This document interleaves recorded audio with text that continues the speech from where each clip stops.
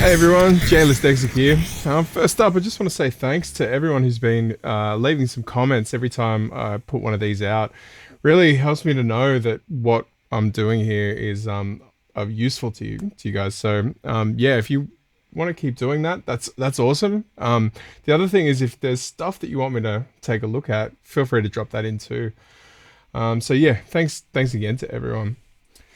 So we're going to pick it up from where we were last week, and I just want to show you something that hopefully at least some of you out there picked up, or at least had the kind of the intuition to do, is that we can combine what we did in the first tute with the second tute, and we can vary the pulse width of our gates simply by adding our swing gen patcher that we made in the first tute. So you can see here that just by squishing those two pulses together, we can kind of change the pulse width. So, you know, for instance,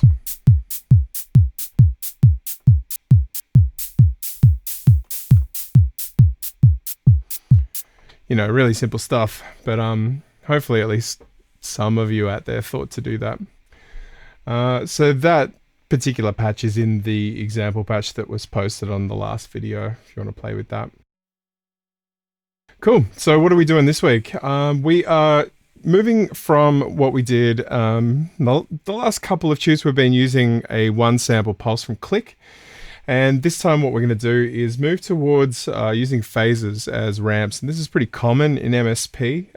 This is kind of the common workflow that people get into when they're beginners, as they start with this kind of bang mentality for events, and then they move into MSP and they start using ramps from phasors, and that's exactly what we're going to do in Gen.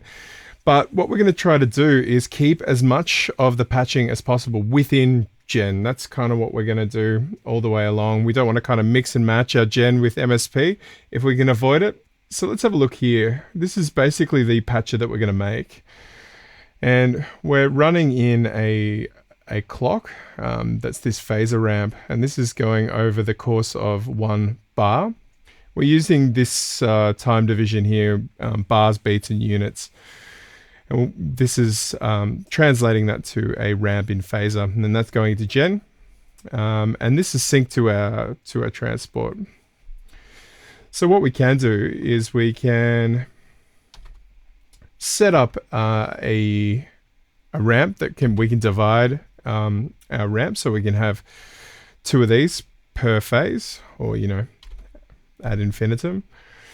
But what we're also going to do is we're going to start working with steps, and we can visualize our steps in live.scope here.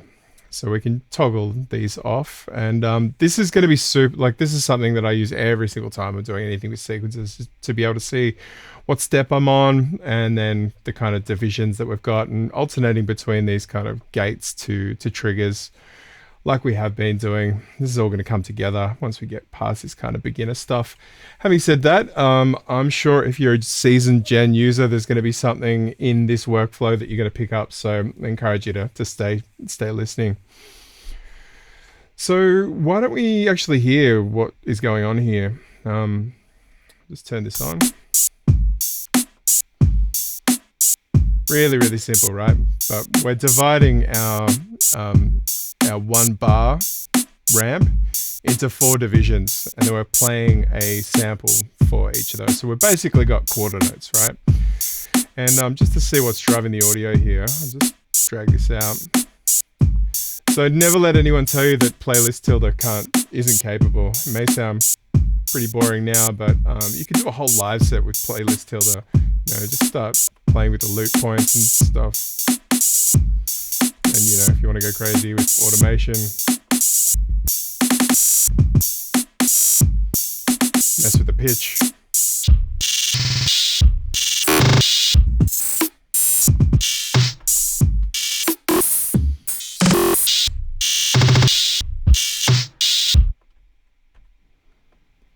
Right, so yeah, playlist tilde, plenty you can do with it. Let's get on with it. So how do we start doing what we've got here in Gen?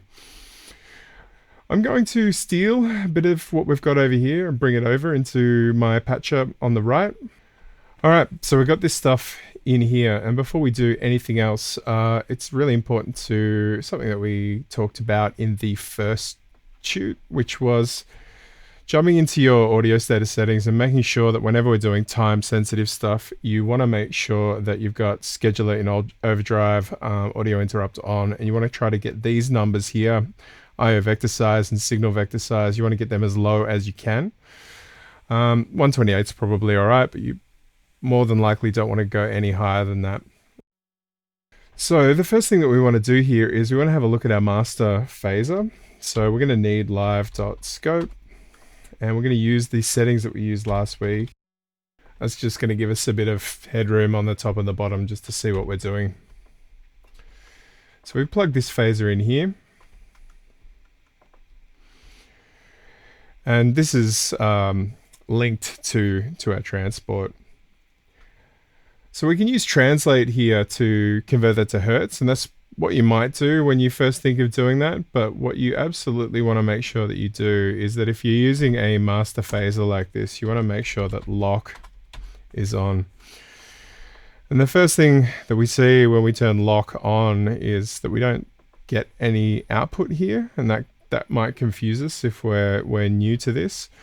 The thing about the lock attribute for phasor is that we can no longer use hertz as a metric to determine the frequency. We have to just use max time value syntax.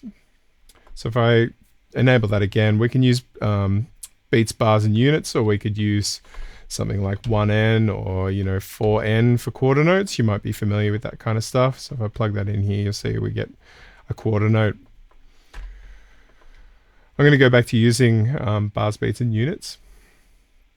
But I'm going to keep translate up here because it's useful to see that if we weren't going to lock this to tempo for whatever reason, you don't actually need to pass anything new into translate. It'll automatically figure out that you're making some alterations to tempo, making some alterations to the transport. So it's a useful object to have around just to see if you, sometimes I have it there as a reference to see what the actual, what this particular time value translates to in hertz.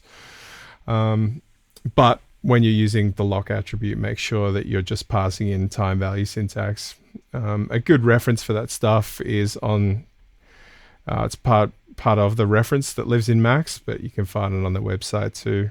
All right, back to it. So what we're going to need is we're going to need our gen patcher. And the operator that's going to do all the heavy lifting for us here is rate. And when you're using rate, it's really good to enable this attribute sync. And there's two that you can pick from. I like to use lock, but you can also use cycle. And the differences between these are really that cycle will wait until the next round before it makes the change, where lock will kind of do interpolation on the way there. So you can take your pick. In this particular example, we're just going to use lock. So in order to change the rate here, we're going to use a parameter. We want to be able to control this from outside. And we could obviously do this from an inlet, but I like to use a param. This is something that we used in the last shoot. And if we want to have a look at the signal, we'll just make a different out. So we'll need another live.scope.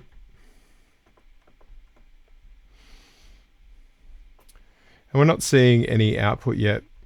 And that's because we didn't provide a default. So the default is 0. So it is not scaling it at all. And the way that we were using params last tutorial was that we were using the add UI like this. And so we'd find our rate attribute here. We're going to stop doing that. And we're going to start using prepend. It's a bit of a cleaner way to work. And so from here on in, we're just going to do it this way. But obviously you can verify that these params are being actioned in and out of UI if you want. So we can just select rate, and you'll see the numbers changing here. So we've got our rate, so we can clock divide and clock multiply just using this single operator. And so watching this move across, we're multiplying this phasor by 2, and so for every 2 cycles, we'll get 1 whole cycle of this phasor. And the first thing I like to do when I'm using rate is I like to perform a really simple operation to make it a bit more intuitive. So if we use a reciprocal, which is 1 over the number, like this, I find this is way more intuitive. So knowing that, we can divide the bar into 2 here. And the next thing that we want to be able to do is use steps. So going back into our gen patcher, in order to use steps, we're going to need to create a param called steps. And one thing that I haven't showed you yet, which is really common that you'll see in gen patches, is you don't necessarily have to connect the param operator to another operator in order to use it. So I'll show you what I mean. Because we've got this param steps here, we can reference it like this, just using the symbol. And making a new live.scope. And what I like to do here is get rid of the background opacity, so I can stack them on top of each other. And generally when I do steps, I like to use green, but you can pick a color and try to pick a color that you're going to use every time. So now we can overlay these over each other. So we'll see nothing yet. We'll need to make a connection here. And this is actually going to go off the screen. So what we could do is we could just modulo that by 1. And so you can see that we've basically recreated the rate operator here, but this is not exactly what we wanted to do. What we really want to do is that we want to use a ceiling operator. And then we're going to divide this. We just want to clamp the range back down, and we could use scale, but we could just normalize this by dividing by steps again. And you'll now see that we've got the amount of steps, which is defaulting to 4, neatly being drawn into our oscilloscope. And so in order to control this, we can duplicate this here. And instead of rate, we're going to change this to steps. So we want 8 steps, so on and so forth. And the other thing that I really like to do here is I like to see the triggers as well, so I can toggle them on and off. And this is really simple to do. We can use the change operator, and this functions similar to how you would use it in Max. So if I plug this into here and give myself a new outlet,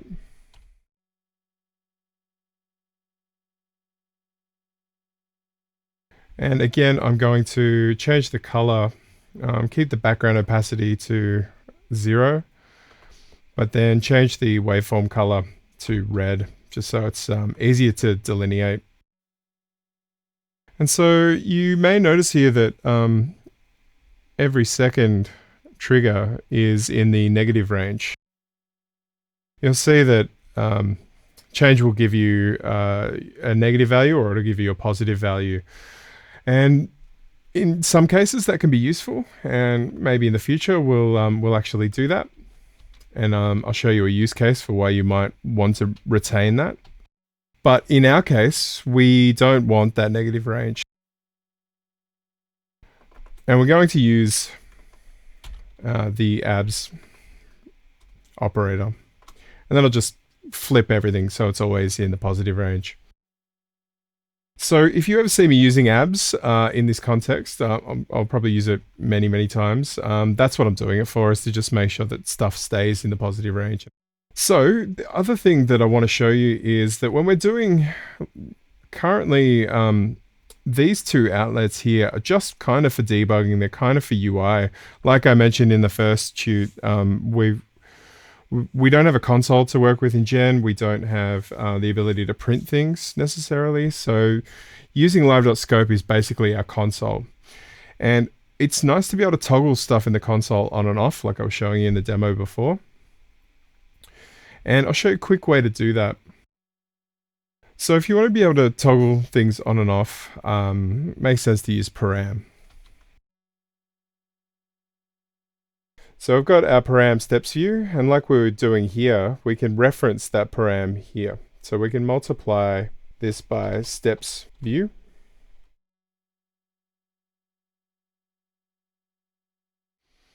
So in order to toggle our steps view on and off, we can just use this param here. So it's a nice way to be able to control this. At a later stage, you'll appreciate that trick, and I might not bother to stop to show you what I'm doing. I'll probably just fast forward through it, because later on there's going to be a whole bunch of outlets doing a whole bunch of different things when we get to do crazy sequences. That sort of fun stuff. Cool. So I'll just replicate that for the other kind of debug view that we've got. So what is this one here? This is kind of Trig's view.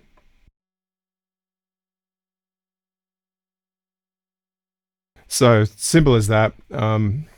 We've got our kind of console debugging that we can toggle on and off, which is handy when our live.scope view starts getting clogged. So I'll flick them back on for the moment, because it's nice to be able to see this stuff. So how did we use this to control the playlist tilde that I showed you before? Well, playlist tilde can be controlled by signal. So I'm going to cheat a little bit and just bring in what I had in my demo patcher. So I've got my playlist tilde, and I've just got 4 samples here, just random samples off my hard drive. And you can address each of these samples just by sending in a signal with that number. I totally encourage you to check the help patch for playlist tilde, because I feel like this object's kind of slept on, especially for beginners getting into MSP. Like, you kind of don't know where to start, and you feel like you got to build everything from scratch. And playlist kind of got everything's got like basically got groove in it. You know, you can do time stretching, all sorts of stuff. So we're going to use it here. It makes sense to use it for a quick way to get some results. So I'll set up a live.gain. And in order to trigger this, we're going to need to send out the number associated with whichever clip we want to play. We'll need to make another outlet. Because the reason we need to do this is that we've normalized these steps back between 0 to 1, and we actually want the number. So that's happening here.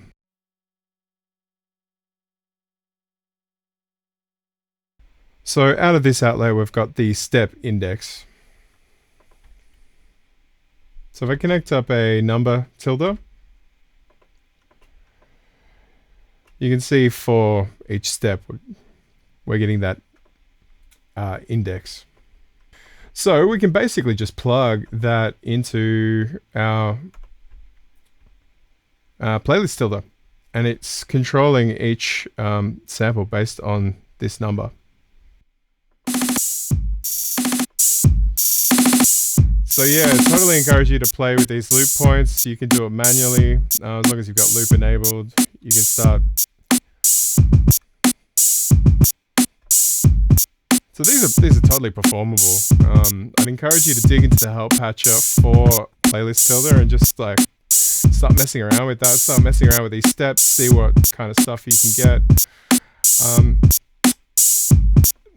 next time, what I'll show you is in the demo patch, all this automation was actually being done using event gen. So you can see here, this is gen, and I'm going to start focusing on event gen for this series as well, because it's a great way to kind of like get into the rhythm of gen outside of your MSP stuff, your signal rate stuff. So if you're interested in event gen, or if you've never used event gen and you want an excuse to, we're gonna start doing this. All right, hopefully that's given you a few ideas. If you're making edits to this stuff, I'm leaving these intentionally at a point where you can kind of pick it up and run with it. So if you this is inspiring you to take this further and you do something, maybe even bringing in the previous shoots into this and modifying it, record or send me a video on Instagram, Twitter, that sort of thing. Love to see it. All right, so next time what we'll be doing is taking what we've done here a step further, and we'll be looking at the difference between this classic thing of polymetric versus polyrhythmic. So if you want to jump the gun on that, you want to kind of take this and see if you can demonstrate the difference between a polyrhythmic and a polymetric sequencer using what we've got here, go for it. All right, until next time, bye.